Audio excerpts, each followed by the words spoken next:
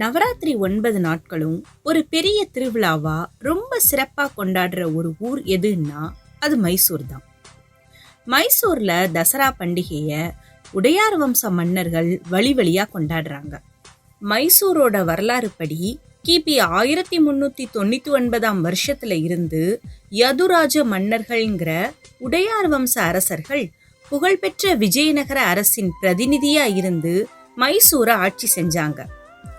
1573 வருஷம் 4ஆம் சாமராஜ உடையார் மைசூரை ஆட்சி செஞ்சார்.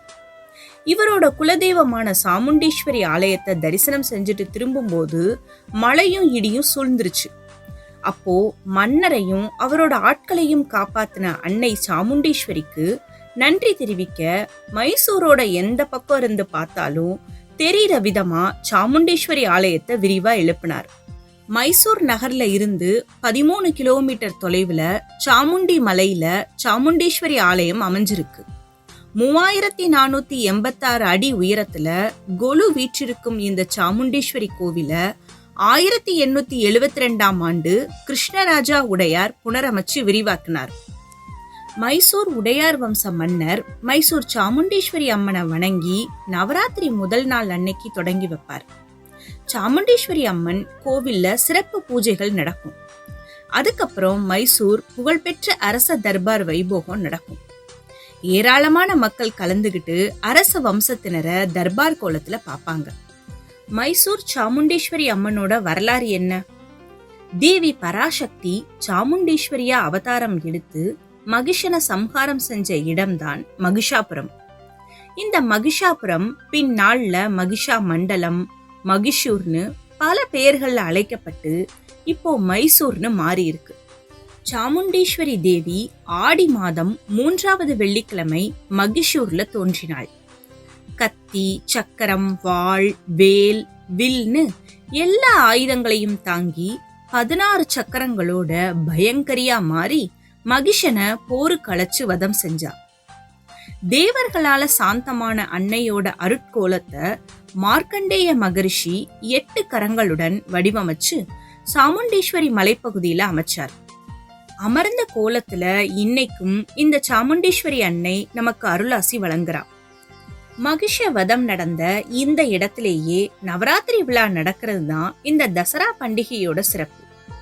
தசரா திருவிழாக்கு உலகம் பூரா இருந்து பக்தர்கள் மைசூர்ல திரளா வந்து சாமுண்டீஸ்வரி அம்மனை தரிசனம் செய்வாங்க. நவராத்திரி 9 நாட்களும் சிறப்பான பூஜைகளும் கொண்டாட்டங்களும் மைசூர்ல நடக்கும். மைசூர் அரண்மனை, டவுன் ஹால், கலாமந்திர், கானபாரதி, ஜெகன்மோகன் அரண்மனை, சிக்க கடியாரா, குப்பண்ணா பார்க், சாமுண்டி மலைகள், பெங்களூரு பகுதிகளில் தசரா போட்டிகள், கலாச்சார நிகழ்ச்சிகள் நடக்கும். இதுல ரொம்ப சிறப்பான நிகழ்ச்சி என்னன்னா, விஜயதசமி தினத்தன்னைக்கு ஜம்பு சவாரிங்கிற யானைகள் அணிவகுப்பு ரொம்ப சிறப்பானது. அலங்கரிக்கப்பட்ட தலைமை யானையில சாமுண்டீஸ்வரி அம்மன் 750 கிலோ எடை கொண்ட தங்க மண்டபத்துல பவனி வருவாள். அதுக்கப்புறம் தீப ஒளி அணிவகுப்புங்கிற மாபெரும் விளக்கொளி வைபோகம், வான வேடிக்கை, நடன நிகழ்ச்சிகள், இசை நிகழ்ச்சிகள், நாட்டுப்புற கலை, இப்படி பல விதமான நிகழ்ச்சிகள் நடக்கும். அது மட்டும் இல்லாம தசரா பொருட்காட்சி, தசரா திரைப்பட திருவிழா, தசரா உணவு விழா, பாரம்பரிய நாட்டியங்கள், மலர் கண்காட்சி, பட்டம் விடும் விழான்னு இப்படி கேளிக்கை நிகழ்ச்சியால நிரம்பி வழியும். ரங்கயானாங்கிற புராண நாடகம் தசரா விழாவோட சிறப்பான அடையாளம். 10 நாள் விழாவுக்கு பிறகு விழாவோட நிறைவா தீப்பந்தம் ஊர்வலம் நடத்துவாங்க.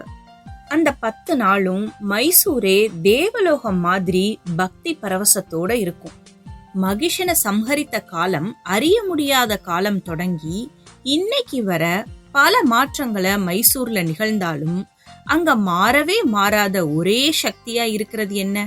சாமுண்டீஸ்வரி தேவி மட்டும்தான். தசரா விழாவோட இறுதி நாளான விஜயதசமி அன்னைக்கு சாமுண்டீஸ்வரியோட பிரம்மாண்ட ஊர்வலம் பன்னி மண்டபத்துல நிறைவு பெறும். அங்க பஞ்சின கவாயத்துங்கிற தீப ஒளி அணிவகுப்பு நடைபெறும். புராண புகழ் பெற்ற ஒரு வன்னி மரத்துக்கு விசேஷ பூஜைகள் செய்வாங்க. அந்த இடத்துல இருந்த இதே போல வன்னி மரத்துலதான் பஞ்ச பாண்டவர்கள் அவங்களோட அஞ்ஞான வாசத்தப்போ அவங்க ஆயுதங்களை மறைச்சு வச்சிருந்தாங்களாம்.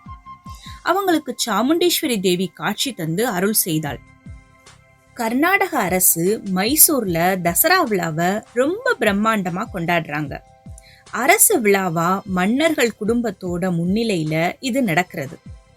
அரசு படைகளோட அணிவகுப்பு, அரசோட பெருமைகள் சொல்லுற அலங்கார வண்டிகளோட அணிவகுப்புன்னு உலகமே வியக்கிற வகையில இது நடைபெறும்.